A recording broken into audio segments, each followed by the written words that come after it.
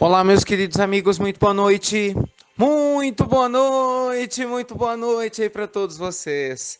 Começando com muito carinho mais uma pílula noturna do nosso amado Evangelho. Gente, hoje é quinta-feira, quinta, dia 28 de fevereiro. Pois é, hein? Tá chegando aí o carnaval, tá chegando esse período importante em que é fundamental que a gente saiba fazer boas escolhas, não é verdade? Para a gente cuidar um pouco mais da alma, do nosso coração.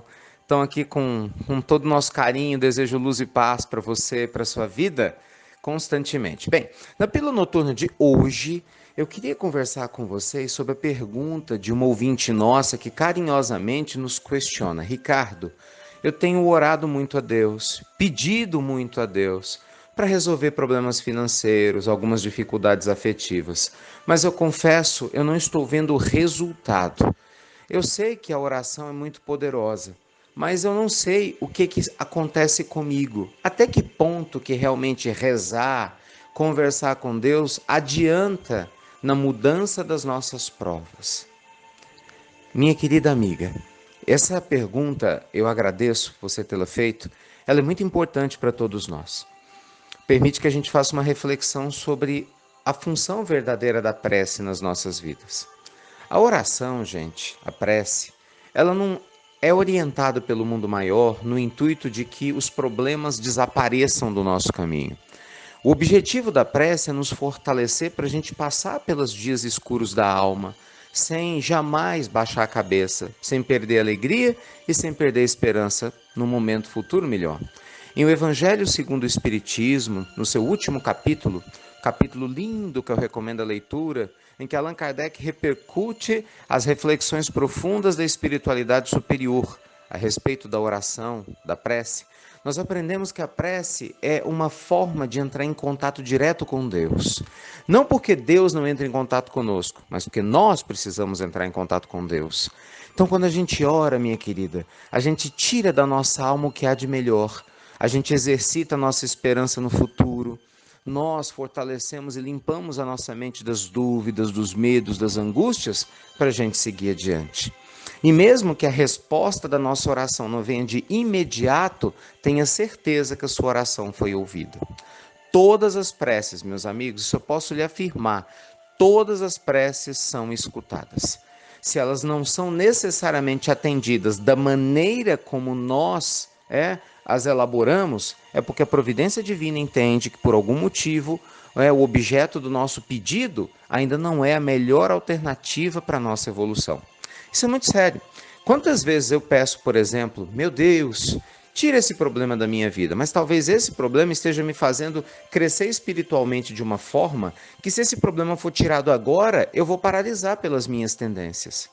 Gente, o espírito de Humberto de Campos conta uma história lindíssima a esse respeito, né? Em uma das suas obras maravilhosas, através das mãos abençoadas do nosso querido Chico, ele fala de um espírito recém-chegado a uma atividade no mundo maior de enfermaria. Então ele vai dar, seria uma espécie de um enfermeiro, né? Ele vai dar o primeiro plantão.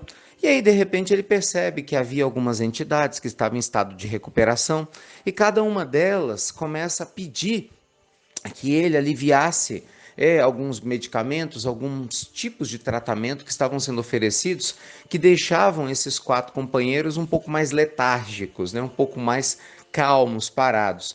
E o enfermeiro não entendeu, porque ele falou assim: poxa, mas é tão mais simples resolver isso? Claro que eu posso fazer.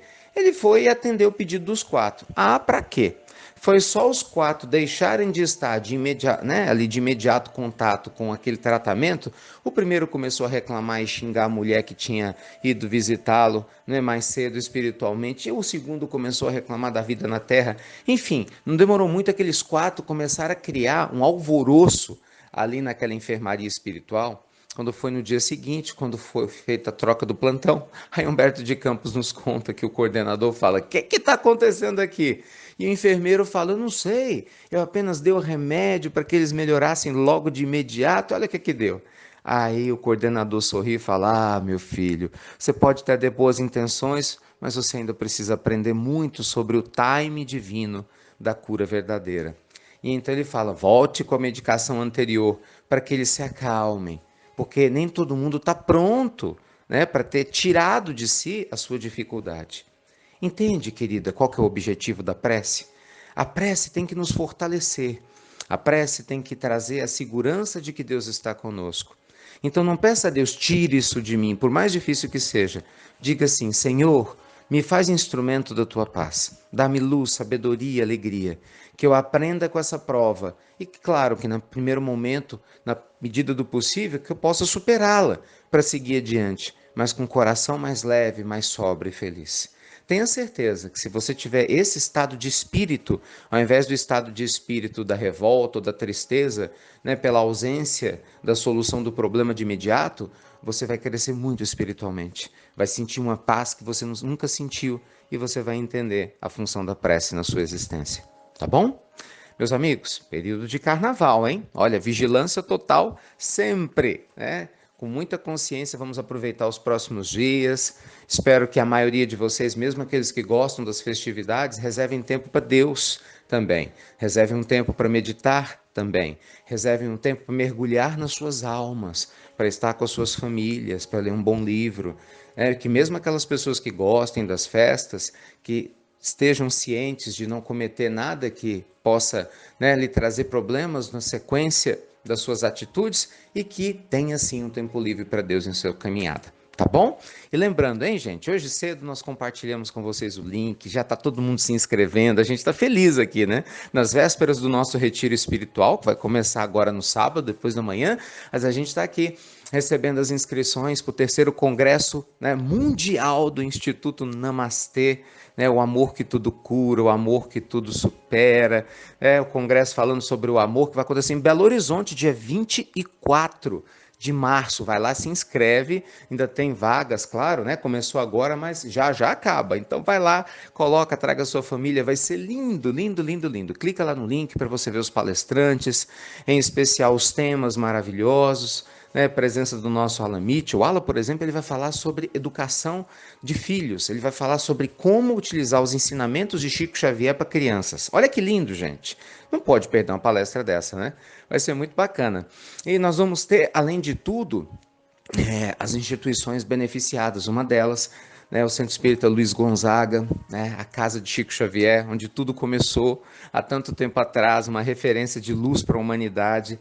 Esse centro que eu amo tanto, que tem uma alegria enorme, né, de ter esse contato que alimenta a minha alma. Vai estar lá junto com a gente também, né, sendo beneficiado com muito mérito pelas obras gigantescas que realiza ali na região de Pedro Leopoldo. Tá bom? Estamos te aguardando. Luz e paz, obrigado por compartilhar as pílulas do nosso amado Evangelho e lembre-se, sempre traga prece no seu coração. Você nunca vai se sentir sozinha e nem sozinho. Fiquem com Deus e até breve, gente. Até muito, muito breve.